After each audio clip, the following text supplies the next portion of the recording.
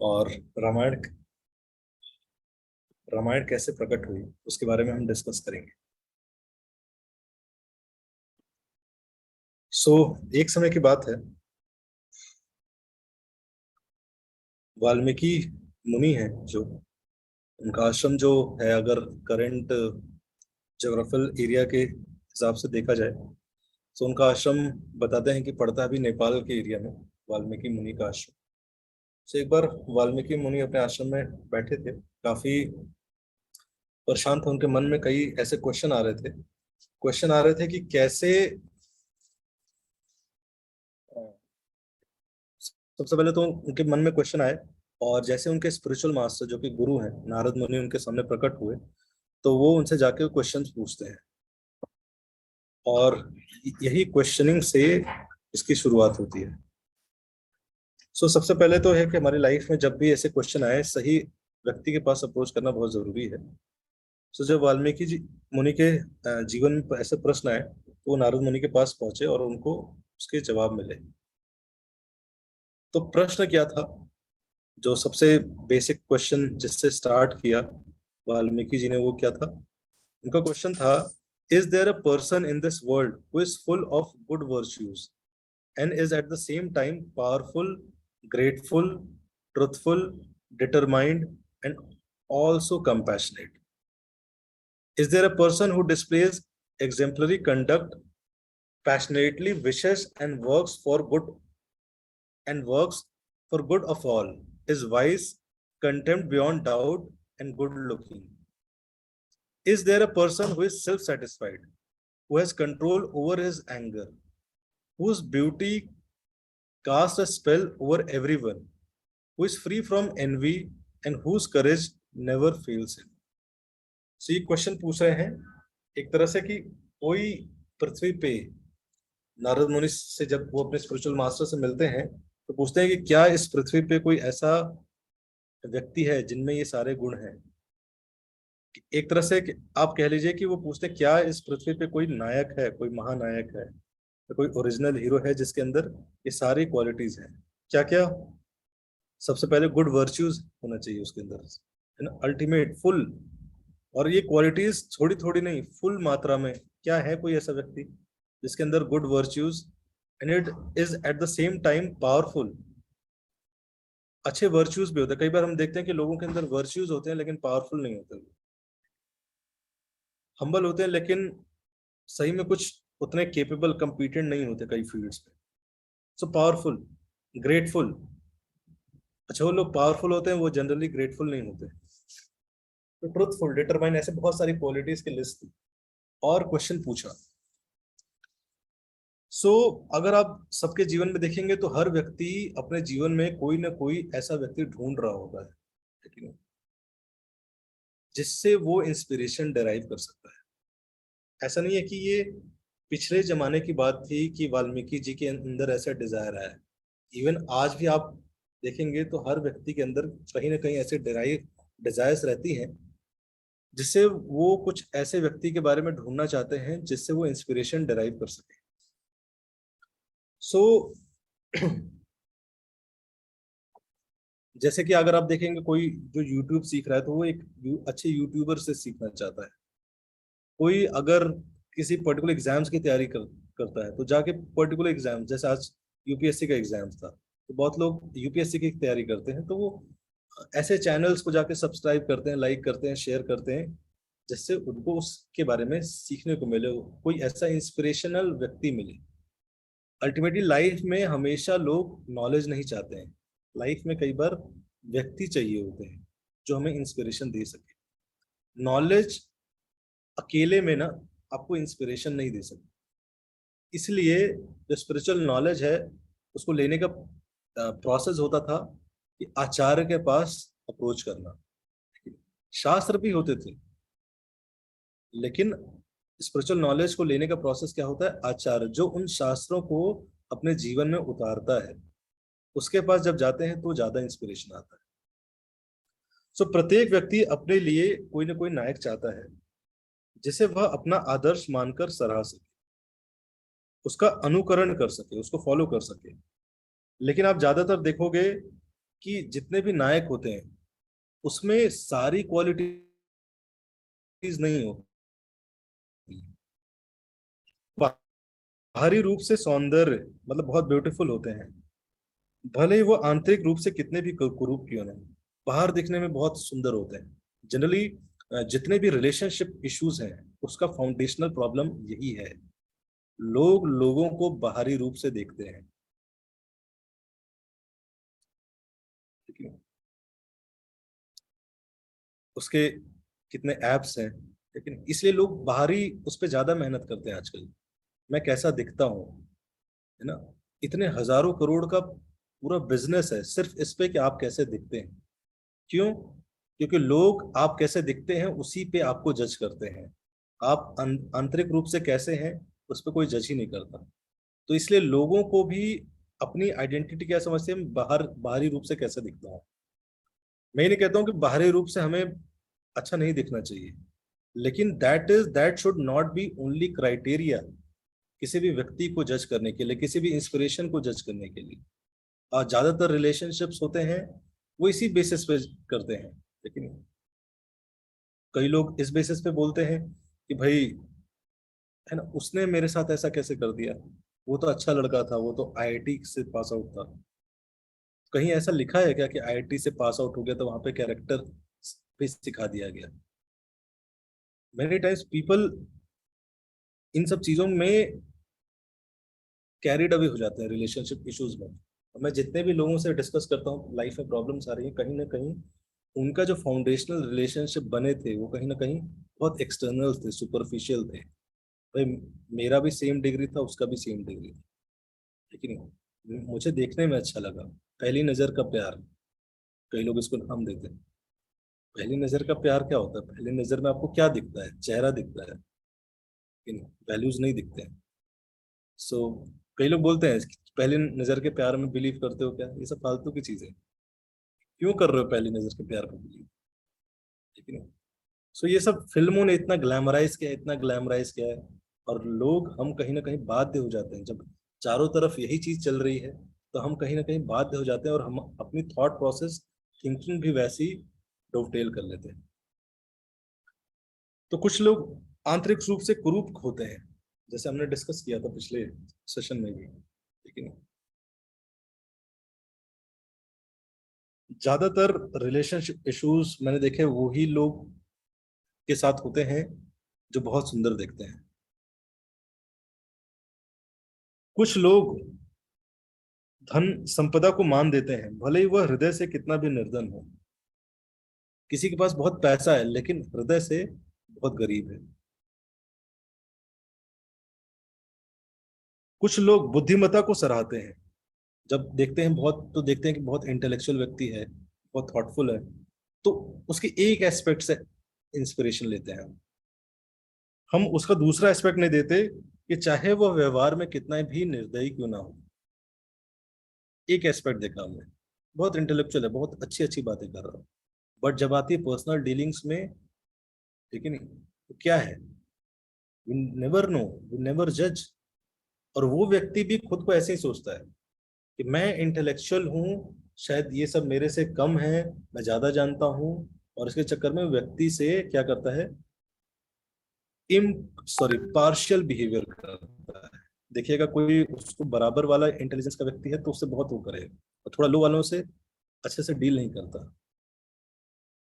तो जितने भी आप देखोगे ना सोसाइटी में प्रॉब्लम्स हैं, कहीं ना कहीं रूट कॉज यही है, लोग खुद को नहीं समझते, लोग लोगों को नहीं समझते। लोगों को समझने का जो नजरिया है, देखने का नजरिया है, बहुत ही फ्लॉड है, बहुत एक दो लेयर देखते हैं। कुछ लोग साहस की सराहना करते हैं, बहुत साहसी है, चाहे वह साहस कितना भी शोषक क्यों ना हो, लेकिन बहुत पावरफुल है। लेकिन क्या करता है, थोड़े से कमजोर जो क्लास में उनको पीछे जाके ऐसे मारता रहता है। सुना होगा आपने, है ना, स्कूल में बुलिंग कहते हैं इसको। आज का समाज अगर आप देखोगे, आज की जनरेशन, कहीं ना कहीं मेंटल हेल्थ के इश्यूज हैं, लो सेल्फ कॉन्फिडेंस है, कहीं ना कहीं उसका रूट कॉज आप ट्रेस करोगे बचपन में, स्कूल्स में उनका सेल्फ कॉन्फिडेंस एक्सप्लॉइट किया गया है, या तो टीचर्स के द्वारा या बच्चों के द्वारा। बहुत ज्यादा पैम्पर किया जाता है, बहुत ज्यादा टॉपर्स होते हैं उनको, और कहीं ना कहीं बाकी लोगों का जो सेल्फ कॉन्फिडेंस एकदम दबा दिया जाता है। सो देखते हैं कितना साहसी है, बोल देता है, स्टेज पे चढ़ के बोल देता है, बाद में वो जनरल लोगों के साथ कुछ भी करे। लेकिन पेरेंट्स भी बोलते हैं, देख बेटा उससे सीख, उससे सीख, कितना कॉन्फिडेंटली बोलता है, कितने मार्क्स लाता है। बट पेरेंट्स को भी नहीं पता होता कि वही लड़का आपके बेटे के साथ बुली करता है, गाली देता है, पीछे से थप्पड़ मारता है। एंड वो व्यक्ति जिसको आप जैसे इंस्पिरेशन कह रहे हो बच्चे को लेने के लिए, वही व्यक्ति उस व्यक्ति को सेल्फ कॉन्फिडेंस, सेल्फ वर्थ खत्म कर रहा है। क्यों? क्योंकि नजरिया क्या है देखने का, एक एंगल, एक डायमेंशन बस। और कुछ लोग दृढ़ संकल्प शक्ति को ही सब कुछ मान सकते हैं, भले ही वो व्यक्ति कितना भी क्रोधी क्यों ना हो। बहुत इंस्पिरेशन, क्या दृढ़ संकल्प था इसका, ठीक है नहीं? लेकिन दृढ़ संकल्प में वो बहुत क्रोधित हो जाते हैं लोग, किसी के साथ मिसबिहेव कर जाते हैं बहुत इजीली। कितना भी क्रोधी, हम सभी एक संपूर्ण नायक को पाने की इच्छा रखते हैं, परंतु हम अनेक असंपूर्णताओं से घिरे नायक को पाकर ही प्रसन्न हो जाते हैं। हम सबके अंदर इच्छा होती है कि कोई ऐसा हो, आप कहीं ना कहीं देखेंगे सबके अंदर डिजायर रहती है, इसलिए हम मल्टीपल लोगों को पसंद करते हैं। क्यों? क्योंकि हमारे हमारे अंदर भी डिजायर है कि भाई कोई साहसी व्यक्ति भी हो, कोई इंटेलिजेंट भी हो, कोई अच्छा गाइड करने वाला भी हो, बट एक जगह मिल ही नहीं रहा कहीं, तो इसलिए कई जगह करते हैं। इसलिए जो वाल्मीकि जी का प्रश्न था, तो क्या था कि कोई ऐसा है जो जिसमें ये सारे गुण हैं, मैं उनको अपने लाइफ का रोल मॉडल बनाना चाहता हूँ। और जैसे ही ये प्रश्न सुनते हैं वाल्मीकि जी का नारद मुनि, तो तुरंत उनको याद आती है, और थोड़े टाइम के लिए पॉज लेते हैं वो। लेकिन पॉज इसलिए नहीं लेते हैं कि सोच रहे होते हैं कि यार भूल गया आंसर क्या था इसका, नहीं। पॉज इसलिए लेते हैं कि उनकी आंखें भर आती हैं। जैसे ही जब हम किसी से बहुत और किसी से बहुत इंस्पिरेशन डेराइव करते हैं, सो उनका प्रेजेंस भी हमें बहुत इमोशंस को हमारे इन्फ्लुएंस कर सकता है। सो नारद मुनि क्या करते हैं, थोड़ा सा जाते हैं साइड में, थोड़ा सा पॉज लेते हैं, फिर आते हैं और बताते हैं कि यस, अभी भी इस पृथ्वी पे ऐसा नायक, ऐसा महानायक है, और उनका नाम है राम। और फिर नारद मुनि वाल्मीकि जी को रामायण सुनाते हैं पूरी। तो नारद मुनि जब रामायण सुनाते हैं, और वाल्मीकि जी को रेगुलर सुनाते हैं, मिलते रहते हैं, डिस्कस करते हैं उसके बाद। सो अगर आप फर्स्ट चैप्टर पढ़ेंगे रामायण का, बालकांड, तो ये स्टार्टिंग के 8 श्लोकास कॉन्वर्सेशन है। उसके बाद श्लोक नंबर 9 से लेके श्लोक नंबर 100 तक, 92 श्लोकास भगवान के राम के गुणों के बारे में बताते हैं। और टोटल वाल्मीकि रामायण में 24,000 श्लोक हैं। लेकिन अगर किसी ने पूरी नहीं पढ़ी है, और ये मान्यता है, ये ऐसा लिखा गया है शास्त्रों में, कि अगर कोई ये स्टार्टिंग की श्लोक नंबर 9 से लेके श्लोक नंबर 100 तक अगर कोई पढ़ लेता है, it is as good as reading the whole Ramayana. ये 92 श्लोक जो पढ़ लेता है, it is as good as reading Ramayana. सो आप सबका एक होमवर्क रहेगा, सबसे पहले तो आप सबको पढ़ना है ये 92 श्लोक। शेयर कर देंगे ग्रुप पे कल, तो आप सब पढ़ के आइएगा। सो फिर एक समय की बात है, तो नारद मुनि चले जाते हैं, रामायण सीख रहे होते हैं, वाल्मीकि जी अपने आश्रम में रह रहे होते हैं। और फिर डेली अपने रिचुअल्स जो वाल्मीकि जी हैं, भारद्वाज मुनि जो उनके कलीग हैं या साथ रहते हैं, तो वाल्मीकि जी के आश्रम में वाल्मीकि जी एक तरह से हेड कर रहे थे अपने आश्रम को, उनके गाइडेंस में कई लोग रह के सीखते थे। सो वाल्मीकि जी एक एक समय की बात है कि एक दिन जा रहे होते हैं डेली स्नान करने के लिए। सो डेली उनका एक रूटीन रहता है, रिचुअल रहता है कि डेली स्नान करना है और गंगा में स्नान करना है। लेकिन उस दिन उनके मन में विचार आता है कि आज गंगा में नहीं, आज तमसा नदी में, जो कि पास में ही फ्लो कर रही है, तमसा नदी, उसमें जाके स्नान करेंगे। सो जनरली आप देखेंगे कि बड़े जो सोल्स होते हैं उनके जीवन में कुछ भी ऐसे ही नहीं होता है। वो कुछ भी कर रहे होते हैं, बहुत सोच समझ के करते हैं। और अगर उनके जीवन में कुछ चेंजेस होते हैं, बदलाव होते हैं, तो कहीं ना कहीं कुछ ना कुछ विल ऑफ द प्रोविडेंस रहता है। आप बड़े लोगों बड़े लोग या फिर जो भी मैच्योर लोग होते हैं, उनका एक खासियत देखेंगे जो कि जिनसे हम सीख सकते हैं। एक बहुत इंपॉर्टेंट खासियत होती है, वो होती है कि उनका एक फिक्स शेड्यूल होता है, फिक्स रूटीन होता है। लेकिन जैसे जो संत महात्मा होते थे, उनका फिक्स शेड्यूल होता था, ब्रह्म मुहूर्त में उठना है, ये करना है, ये करना है। जो बहुत फिक्स शेड्यूल फॉलो करता है, जिसको क्लैरिटी है कि कल मुझे उठ के क्या क्या करना है, आप देखोगे ऐसे लोग जनरली डिप्रेशन में नहीं जाते हैं।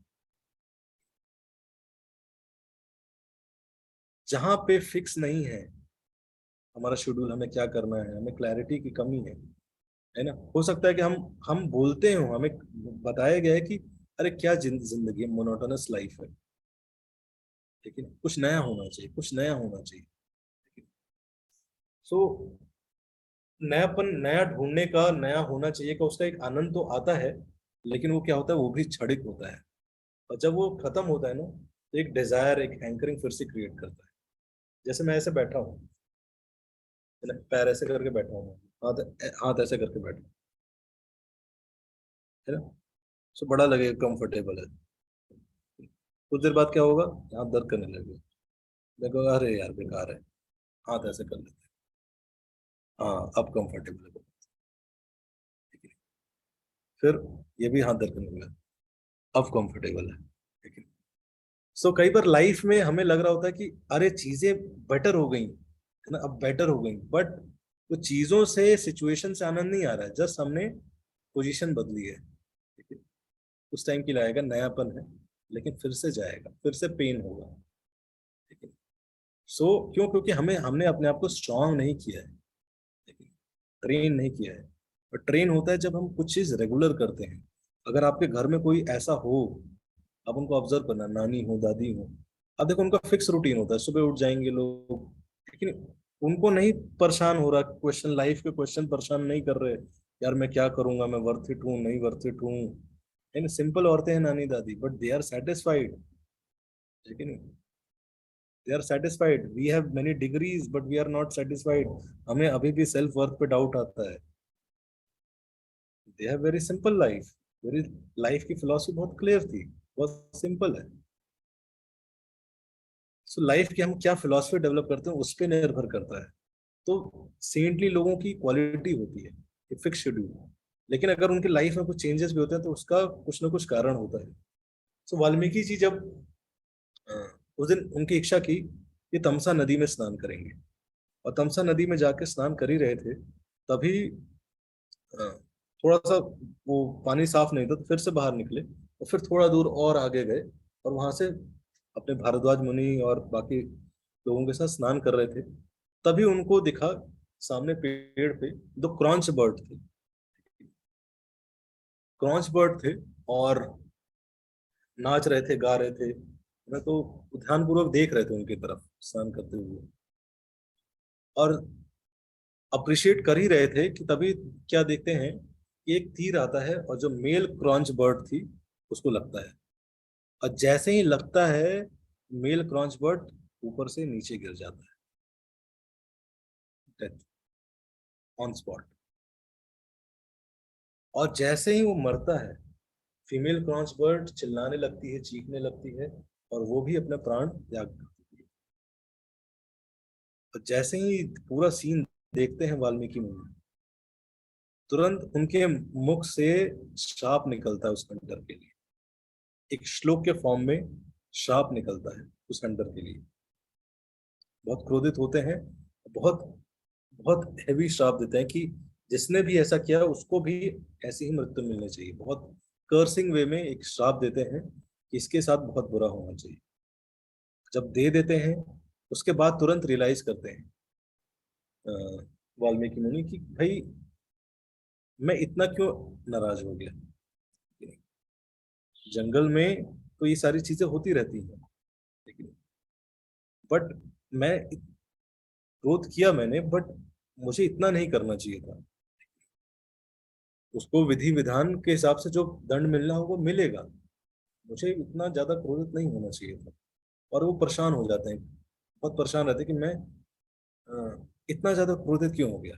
लेकिन अंदर से एक वो जो श्लोक बोला था ना उन्होंने, वो एक हिंट भी आ रहा होता है कि ये क्या श्लोक था। ये बहुत विचित्र श्लोक बोला मैंने, जिसका मीटर मैंने बोला, जिस मीटर में ये श्लोक बोला, आज तक ऐसा श्लोक नहीं सुना मैंने मेरे मुख से आपने। आज तक ऐसा नहीं सुना मैंने, आज तक ऐसा पढ़ा नहीं मैंने। क्या था, बहुत मतलब एक अंदर से बहुत अच्छी फीलिंग भी आ रही थी कि कुछ इंक्विजिटिवनेस आ रही थी कि क्या श्लोक है, ये क्या श्लोक है, ये क्या श्लोक है। तो एक तरफ डेस्पॉन्डेंस था और दूसरी तरफ लग भी रहा था कि क्या है, कुछ नया हुआ है, कुछ नया हुआ है। और ये दुविधा में रहते ही हैं वाल्मीकि मुनि कि तभी क्या होता है, तभी ब्रह्मा जी प्रकट होते हैं। जो हम लोग कह रहे हैं अरे ब्रह्मा जी होते हैं नहीं होते हैं, तो हमारा गीता एसेंस कोर्स है, आप वो अटेंड कर लीजिए पहले, फिर ये कंटिन्यू कंटिन्यू करिएगा। सो ब्रह्मा जी प्रकट होते हैं। ब्रह्मा ब्रह्मा जी जो कि पूरे विश्व पूरे मटेरियल वर्ल्ड के क्रिएटर हैं, वो स्वयं प्रकट होते हैं। और ब्रह्मा जी बोलते हैं, जब ब्रह्मा जी कहीं प्रकट हो रहे हैं तो ब्रह्मा जी ऐसे नहीं प्रकट होते हैं। कोई बहुत बड़ा व्यक्ति आ रहा है तो ऐसे नहीं आ रहा होता, कुछ बहुत इंपॉर्टेंट काम होगा तभी आएगा, ठीक है। मान लीजिए कि जितेंद्र चैतन्य प्रभु के यहाँ एकदम से मोदी जी आ जाएंगे, ऐसे नहीं प्रकट होंगे कि भाई आप हमारे सिटीजन हैं, कुछ देखना है, कुछ काम होगा, मोदी जी कुछ काम होगा आपसे, लेकिन कुछ देखना होगा। सब ब्रह्मा जी प्रकट होते हैं तो पूछते हैं, सब उनका सादर सत्कार करते हैं, बैठाते हैं उनको, और फिर पूछते हैं वाल्मीकि जी कि किस प्रकार से सेवा कर सकते हैं। सो ब्रह्मा जी बोलते हैं कि जो तुमने श्लोक बोला है ना, वो बहुत एक स्पेशल श्लोक है। और वो श्लोक हिंट देता है कि इसी श्लोक में, इसी मीटर में, इसी टोन में आपको रामायण लिखनी है संसार के लिए, पूरे संसार के लिए। ये हिंट है भगवान की तरफ से कि आपको ही चुना गया है रामायण लिखने के लिए। और ब्रह्मा जी बोलते हैं, उनको समझाते हैं, उनको कन्विंस करते हैं, और फिर अप्रकट हो जाते हैं। वाल्मीकि मुनि बहुत आश्चर्य से रहते हैं, और उनको एक अंदाजा लग जाता है कि उनके साथ ऐसा क्यों हुआ, क्यों चेंज हुआ और क्या था। और फिर वाल्मीकि मुनि सोच रहे होते हैं कि क्यों उनके जीवन में ऐसा हुआ कि उन्हें ही क्यों चूज किया गया, क्या कारण था कि उन्हें ही चूज किया गया रामायण लिखने के लिए।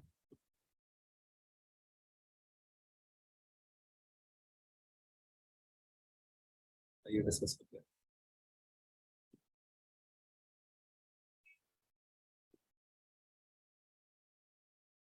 वाल्मीकि जी ने सोचा, why was I chosen for this most fortunate task. भगवान राम जो कि स्वयं यहाँ इस पृथ्वी पे प्रकट है अभी, उनके बारे में मुझे लिखना है, मुझे चूज किया गया, क्या कारण हो सकता है। उनको जैसे ही इस कारण पे विचार करते हैं, उनको उसी समय सामने सीता जी दिखती हैं। तो ये उस समय की बात है, ये कब का डिस्कशन चल रहा है, तो जब सीता जी अयोध्या से वाल्मीकि मुनि के आश्रम में रह रही थी लवकुश के साथ, तब का ये तब का ये डिस्कशन है।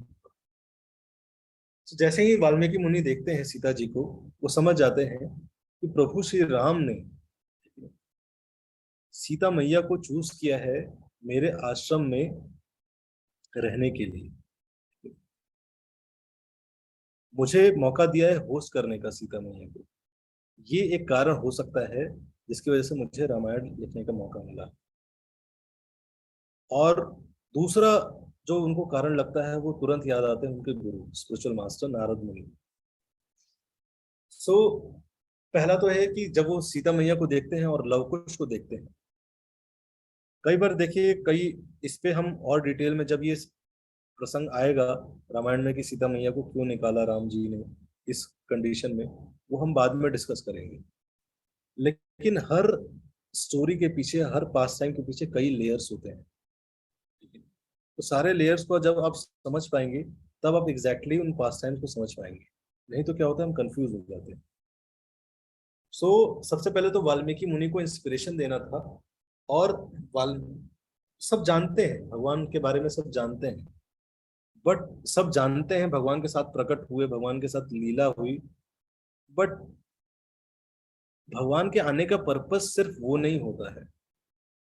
भगवान के आने का पर्पस होता है पास टाइम करके उसको पीढ़ी तक लोग उसके बारे में चर्चा कर सके, डिस्कशन कर सके, ताकि भगवान के प्रति अट्रैक्शन डेवलप कर सके। तो भगवान आए, पास टाइम किए, खत्म हुआ, चले गए। आगे की जनरेशन कैसे उसके बारे में जानेगी?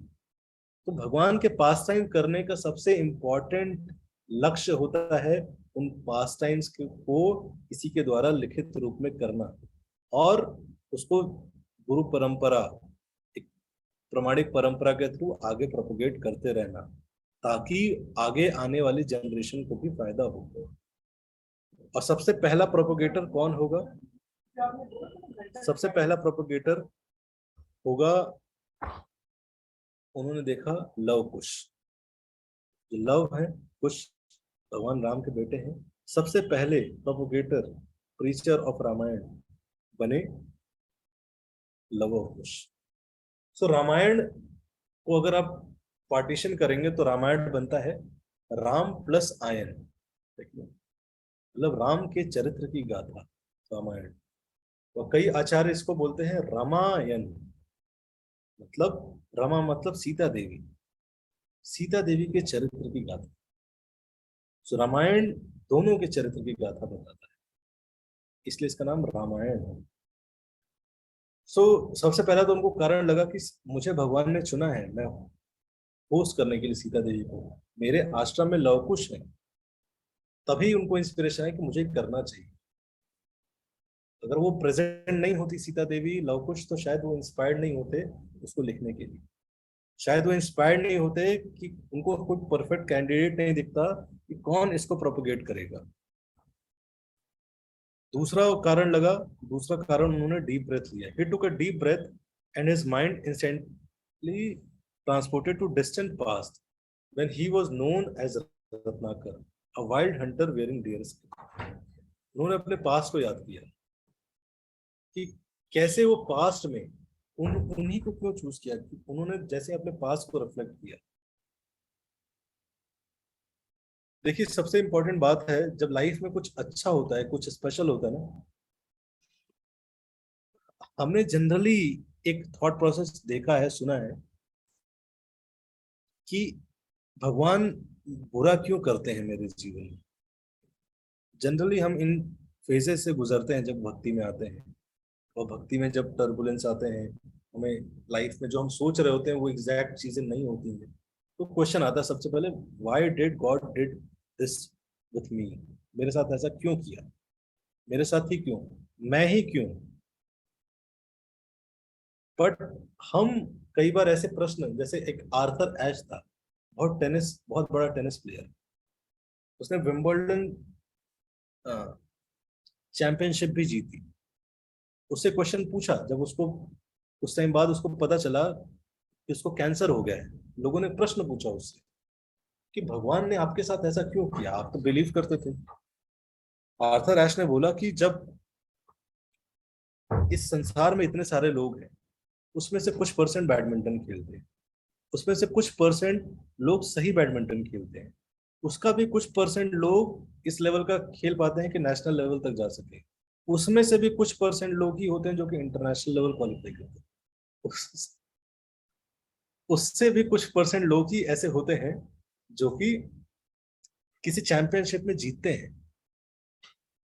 जब मेरी लाइफ में सारी सिचुएशंस हो रही थी, तब तो मैंने नहीं पूछा भगवान ने ऐसा क्यों किया। आज कुछ कारणवश ऐसा हो रहा है तो मैं जस्ट पूछूं कि भगवान आपने ऐसा क्यों किया। जनरली इस फेज में रहते हैं, इस फेज में ये डिस्कस कर पाना, पूछ पाना बहुत मुश्किल होता है जब हम किसी अच्छे कार्य के लिए चुने जाते हैं। भगवान, मेरे अंदर क्या दिख गया आपको? ठीक है, इसलिए हमें लिखना चाहिए, एप्लीकेशन पॉइंट होना चाहिए हमारे जीवन का, आज का सेशन का, कि आपके लाइफ में जो जो अच्छा हुआ है हमें सोचना चाहिए। अच्छे के लिए भी क्रेडिट दीजिए, बुरे के लिए क्वेश्चन पूछते हैं, अच्छे के लिए भी प्रश्न पूछे कि भगवान मेरे साथ इतना अच्छा क्यों किया, मेरे अच्छे परिवार क्यों दिया, कि अच्छा शरीर क्यों दिया, अच्छी बुद्धि क्यों दी, जो भी लाइफ में अच्छा हुआ उसके लिए पूछना चाहिए। तो वैसे ही वाल्मीकि जी ने प्रश्न पूछा और उनको तुरंत उनका पास्ट याद आया, जो कि हमने लास्ट सेशन में डिस्कस किया। तुरंत उनका पास्ट याद आया कि कैसे वो रत्नाकर डाकू थे, वो चोरी करते थे, डकैती करते थे, उनकी वाइफ उनको बोलती थी और वो जाते थे और डकैती करते थे। सो नारद मुनि ने फिर उनको गाइड किया कैसे ना, आप आपको भगवान का नाम जप करना चाहिए, और कैसे वो नाम भी लेने में उनको दिक्कत होती थी। इस कंडीशन पे थे वो, इस डिग्री पे थे कि नाम भी नहीं राम नाम बोल भी नहीं पाते थे। आप देखोगे बहुत लोग, बहुत डिफिकल्टी होती है राम, हम जब जाते हैं चैंटिंग करते हैं संकीर्तन करते हैं, ठीक है, माइक लेके जाते हैं, है ना, हम गाएंगे हरे कृष्णा, तो माइक करेंगे, आवाज ही नहीं निकलती, लोगों को समझ नहीं आता बोलना क्या है, बहुत मुश्किल है। सो इवन अगर हम नाम भी ले पा रहे हैं भगवान का, बहुत पोटेंट है। इस कंडीशन में नहीं थे कि वो क्लियर राम नाम भी बोल पाए, ऐसी एक्टिविटीज में इन्वॉल्व थे। लेकिन नारद मुनि ने बोला कि आप मरा मरा बोलिए, मरा मरा बोलते बोलते बोलते बोलते राम राम राम राम हो गए। कई लोग सोचते हैं कि बस मरा मरा बोलते बोलते वाल्मीकि ऋषि मुनि बन गए, नो। लेकिन मरा मरा मरा मरा बोलते बोलते नहीं, उन्होंने प्रॉपर गाइडेंस में नारद मुनि की भक्ति की, ठीक है, तभी तो प्रश्न पूछ रहे हैं ना।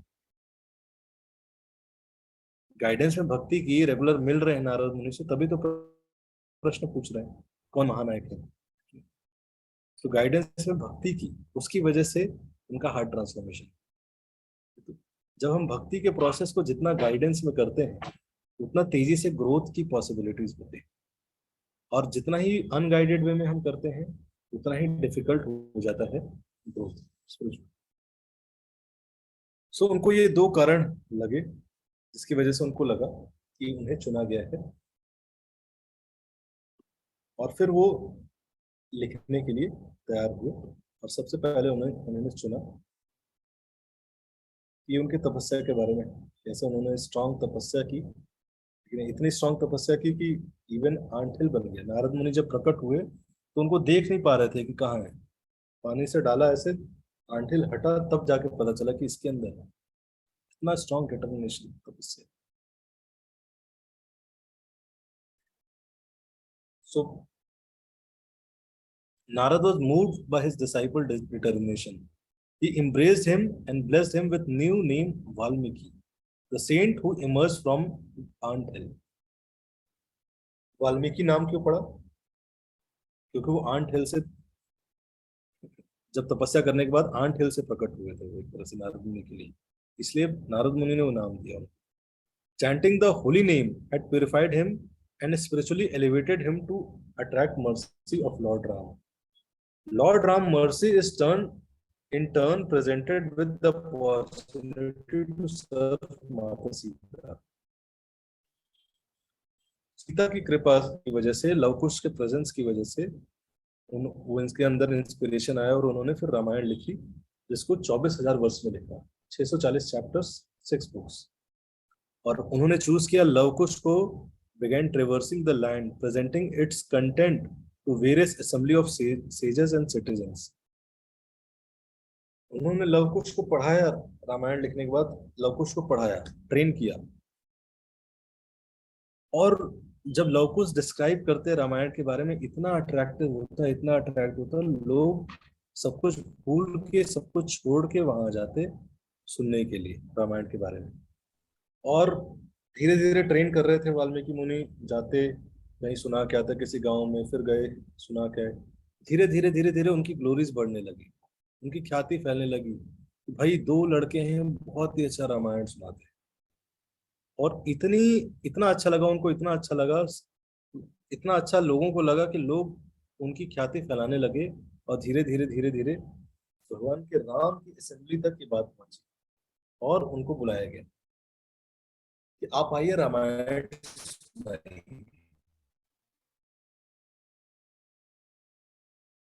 भगवान राम के प्रेजेंस में आप रामायण सुनाइए। उनको आशीर्वाद मिला था वाल्मीकि मुनि से कि आप लोग जब पहली बार ट्रेन किया और पहली बार सुना वाल्मीकि मुनि ने, उन्होंने इतना प्रसन्न हुए, उन्होंने आशीर्वाद दिया कि मैं आपको आशीर्वाद देता हूँ कि आपको जिनके बारे में लिखा गया है उनको सामने ही आपको उनको सुनाने का मौका मिलेगा। So lord Ram sat on the throne which was 18 steps above the ground. तो सब बुलाए गए, सब लोग अयोध्या में प्रकट हो चुके थे, लेकिन कौशल देश में अयोध्या राजधानी थी, वहां सब प्रकट हो चुके थे। और अयोध्या में सब, हाँ, प्रकट होने के बाद अ, जो कि राजधानी थी, भगवान राम बैठे थे, सीता मैया बैठी थी, और बाकी सब लोग बैठ के सुनने वेट कर रहे थे सब। और जब उन्होंने स्टार्ट किया नरेट करना रामायण के बारे में,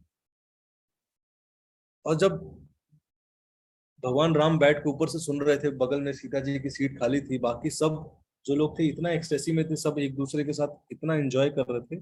भगवान राम को लगा कि यार मैं तो अकेला हूँ, मेरे साथ तो कोई नहीं है एंजॉय, मैं किसके साथ रिलिश करूँ। क्योंकि लाइफ में रिलिशमेंट आता है जब साथ में कोई हो, कोई दोस्त हो, मित्र हो, उससे आता है लाइफ में रिलिशमेंट। तो जैसे आप यूपीएससी का एग्जाम क्लियर कर लो, ठीक है, और बोलो कि एग्जाम क्लियर हो गया भाई, आपको किसी को शेयर करने का अपॉर्चुनिटी ना मिले, किसी से आप शेयर ना कर पाओ, तो आप आनंद नहीं फील करोगे, है कि नहीं। उसी प्रकार से लाइफ में जो हैप्पीनेस मिलता है वो शेयर करके मिलता है। सो राम जी भी परेशान कि भाई मैं किसके साथ सुनूं ये रामायण। तो उन्होंने क्या किया, उन्होंने सारे आभूषण उतारे अपने, और धीरे धीरे नीचे उतरने लगे। जैसे जैसे रामायण की स्टोरी आगे बढ़ने लगी, राम जी धीरे धीरे स्टेप चुपके चुपके चुपके चुपके नीचे उतरने लगे, और जाके बगल में बैठ गए जनता के। जनता सुन रही, ताली मार रही, ऐसे पीठ पे मार रही, राम जी भी ऐसे हंस हंस के ताली मार रहे, ऐसे पीठ में मार रहे। तो जनता भी ऐसे ताली मार रही और राम जी कैसे मार दे रही, राम जी भी सुन रहे हैं, हंस रहे हैं, ताली मार दे रहे हैं। Slowly and steadily, Ram joined the assembly of great audience, and everyone was immersed in the narration. सब डूबे हुए, किसी को पता भी नहीं चल रहा। ज्वेलरी उतार दी कि भाई ज्वेलरी से मैं जाऊंगा, लोग तुरंत पहचान जाएंगे, या तुरंत आवाज होगी, डिस्टर्ब होगा, मैं किसी को डिस्टर्ब नहीं करना चाहता। कई बार ऐसा लग सकता है कि अरे ये क्या यार, भगवान अपने बारे में सुन के इतना खुश हो रहे हैं, राम, भगवान राम अपने बारे में ही इतना सुन के अपने बारे में ताली मार रहे हैं। नहीं, Ramayana is all about values. उसमें सिर्फ प्रभु श्री राम के बारे में नहीं है, जितने भी कैरेक्टर्स हैं सबकी ग्लोरीज डिस्कस हुई है ना। It is a culture of संस्कृति, जहाँ पे संस्कृति वैल्यूज को ग्लोरीफाई किया जाता है। सो आज हम इतना ही डिस्कस करेंगे, बाकी हम नेक्स्ट सेशन में डिस्कस करेंगे। सो आगे क्या होता है थोड़ा सा सस्पेंस है। आज का सेशन थोड़ा सा छोटा रहेगा, बिकॉज मैं कैंप में हूँ अभी ऑलरेडी, और यहाँ का भी शेड्यूल है। लेकिन नेक्स्ट सेशन हम इसका थोड़ा सा बड़ा करेंगे, जिसमें हम आगे क्या होता है, आगे के चैप्टर में हम डिस्कस करेंगे कि जो अयोध्या है, तो कैसे अयोध्या अयोध्या कैसी थी, फिर दशरथ जी के साथ कैसे लड़ाई हुई, दशरथ जी कैसे मैनेज करते थे। और स्पेशल एक स्टोरी सुनाएंगे आपको ऋषि सिंह के बारे में। क्या राम जी की बहन भी थी, उनका क्या नाम था, लेकिन उसके बारे में हम डिस्कस करेंगे। तो ये सेक्शन है कि रामायण का एग्जिस्टेंस पूरे वर्ल्ड में कहाँ कहाँ है। सो हमने लास्ट टाइम कहाँ कहाँ किस कंट्री में डिस्कस किया था, थाईलैंड, ठीक है। आज आप देखेंगे तो हम हर सेशन में 5 मिनट हम एक कंट्री में जहाँ पे रामायण एग्जिस्ट करती है अलग फॉर्म्स में, उसके बारे में डिस्कस करेंगे। रामायण इन कंबोडिया। कंबोडिया में एक बहुत फेमस टेम्पल है जिसको बोला जाता है अंकोर वर्ड टेम्पल। ये एक तरह से वर्ल्ड लार्जेस्ट हिंदू टेम्पल बोला जाता है। अराउंड मोर देन 400 एकड़ से भी ज्यादा एरिया में अभी भी एग्जिस्ट करता है, और one of the oldest existing थी। जिस अगर आप इसका साइज नापेंगे तो it is as good as Los Angeles, जो अभी लॉस एंजलिस का साइज है उसके बराबर ही है। और बहुत ज़्यादा एरियल इसका टोपोग्राफी की गई जब, तो पता गया कि बहुत ही वेल प्लान्ड सिटी थी, जिसमें सिर्फ प्रॉपर कैनाल सिस्टम नहीं था, प्रॉपर सिक्योरिटी सिस्टम था। और इस पूरे टेम्पल का जो कंस्ट्रक्शन किया गया था, ठीक है नहीं, उस पूरा सिस्टम जो हमारा वैदिक मॉडल है, माउंट मेरू, ये सब कंसेप्ट है, उसके अकॉर्डिंग टेम्पल बनाया गया। और अभी भी आप जाएंगे इनकी यहाँ की दीवारों पे जाएंगे तो पूरा रामायण आर्कियोलॉजिकली है कि नहीं डिजाइंड है, पूरी स्टोरी प्रदर्शित की गई है इस टेम्पल पे। और अभी भी वीडियोस, ऐसा नहीं कि ये चीजें आप नहीं देख सकते, नहीं पा सकते, नहीं आइडेंटिफाई कर सकते, बल्कि स्टिल ये एग्जिस्ट करती हैं। और वहाँ के अगर लोकल जो गाइड्स होते हैं वो भी हैं। और इस प्रकार से कंबोडिया या ऐसे देशों में भी रामायण एग्जिस्ट करती है। 15 सेंचुरी के बाद तो राम कीर्ति, कंबोडिया में रामायण को जाना जाता है राम कीर्ति, ठीक है, राम प्लस कीर्ति से बना है राम कीर्ति। तो Cambodian epic poem based on Sanskrit Ramayana epic.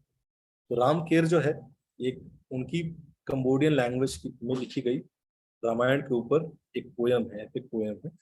और जैसे मैंने बताया था कि परिस्थितियां चेंज होती हैं तो लैंग्वेज चेंज हो जाती है, लेकिन एसेंस वही है। राम कीर्ति का मतलब अगर संस्कृत में भी देखें तो ग्लोरी ऑफ लॉर्ड राम बोला जाएगा।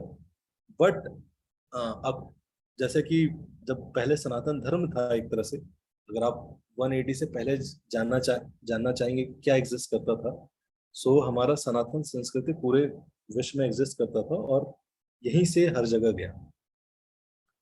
सो धीरे धीरे जैसे बुद्धिज्म आया, सम्राट अशोक आए, तो उन्होंने फिर क्या किया, प्रयास किया कि हमारे जितने भी स्क्रिप्चर्स थे उनको खत्म किया, तोड़वाया, डिस्ट्रॉय करवाया, और धीरे धीरे धीरे धीरे बुद्धिज्म को प्रोपगेट किया। इसलिए आप इन कंट्रीज में जाएंगे, जब साउथ ईस्ट एशियन कंट्रीज में, तो आप बहुत सारा इन्फ्लुएंस देखेंगे बुद्धिज्म में। तो स्टोरी वही है, लेकिन उसमें जो टीचिंग्स है वो बुद्धिज्म इन्फ्लुएंस है।